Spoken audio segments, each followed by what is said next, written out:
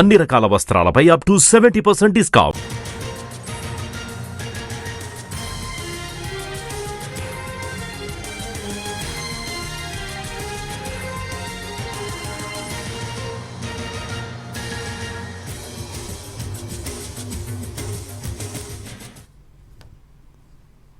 తెలంగాణలో ప్రభుత్వ మెడికల్ కాలేజీలకు పాలనాధికారులు నియమించింది ప్రభుత్వం.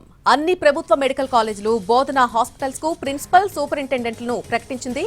44 మంది సీనియర్ ప్రొఫెసర్లకు మెడికల్ ఎడ్యుకేషన్ అడిషనల్ డైరెక్టర్లుగా పదోన్నతి కల్పించింది.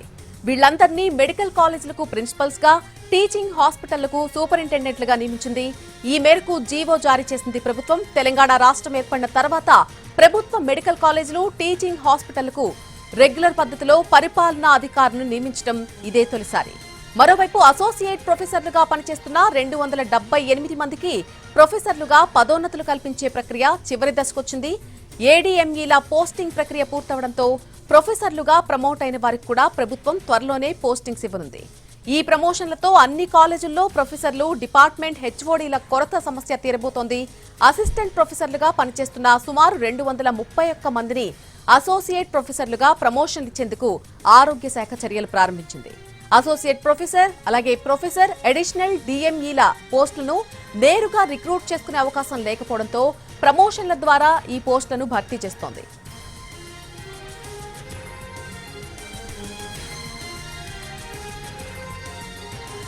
తెలంగాణలో ప్రభుత్వ మెడికల్ కాలేజీలకు పాలనా అధికారులు నియమించింది ప్రభుత్వం. అన్ని ప్రభుత్వ మెడికల్ కాలేజీలు, అలాగే బోధనా హాస్పిటల్ కు ప్రిన్సిపల్, సూపరింటెండెంట్లను ప్రకటించింది. ఇది అంశానికి సంబంధించి పూర్తి సమాచారం మా ప్రతినిధి రాధిక అందిస్తారు. రాధిక, నళిని, రాష్ట్ర వ్యాప్తంగా ఉన్న 34 మెడికల్ కాలేజీలలో ఇప్పటి వరకు కూడా పర్మనెంట్ గా అంటే రెగ్యులర్ పోస్టులలో ప్రిన్సిపల్స్ కానీ, లేకపోతే అటాచ్డ్ హాస్పిటల్స్ లో సూపరింటెండెంట్స్ కానీ నియామకం చేపట్టలేదు. కానీ తొలిసారిగా తెలంగాణ రాష్ట్ర ప్రభుత్వం దాదాపుగా 44 మంది సీనియర్ ప్రొఫెసర్లకు మెడికల్ ఎడ్యుకేషన్ అడిషనల్ డైరెక్టర్ గా పదోన్నతి ఇవ్వడంతో పాటు అన్ని మెడికల్ కాలేజీలకి ప్రిన్సిపల్స్ ని, అట్లాగే టీచింగ్ హాస్పిటల్స్ కి ఇటు సూపరింటెండెంట్లను కూడా నియమిస్తూ జీవో జారీ చేయడం జరిగింది. రాష్ట్రం ఏర్పడిన తర్వాత, తెలంగాణ రాష్ట్రం ఏర్పడి 11.5 సంవత్సరాల తర్వాత అన్ని మెడికల్ కాలేజెస్ కి ఈ విధంగా ఒక జీవో ఏర్పాటు చేసి సూపరింటెండెంట్స్, ప్రిన్సిపల్స్ నియమించడం అనేది తొలిసారిగా అని చెప్పేసి ఇప్పటికే తెలంగాణ ఆరోగ్య శాఖ జీవోలో కూడా మనకు సో రాష్ట్ర వ్యాప్తంగా ఉన్న 44 మంది సీనియర్ ప్రొఫెసర్స్ ని